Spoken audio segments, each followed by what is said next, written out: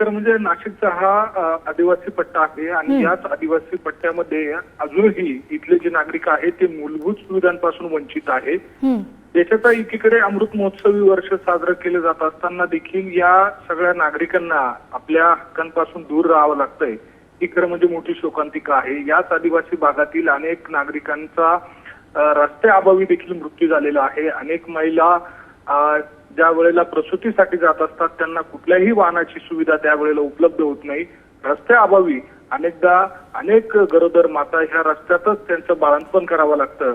ही गंभीर बाब आहे आणि अशा सर्व परिस्थितीमध्ये आपण जर बघितलं तर आता आणखी एक बाब या निमित्तानं समोर येते, ते म्हणजे जीवनावश्यक वस्तू आणण्यासाठी देखील नागरिकांना रस्ता नाहीये, पूल नाहीये आणि त्यामुळे अक्षरशः पोहून जावं लागतंय.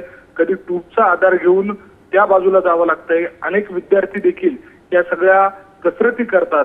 ही नक्कीच शोकांतिका म्हणावी लागेल. मात्र या काळामध्ये या ठिकाणी काहीतरी उपाययोजना शासनाच्या माध्यमातून होईल अशी अपेक्षा इथल्या नागरिकांना आहे. त्यामुळे शासन नेमकं काय निर्णय घेतं ते पाहावं लागेल.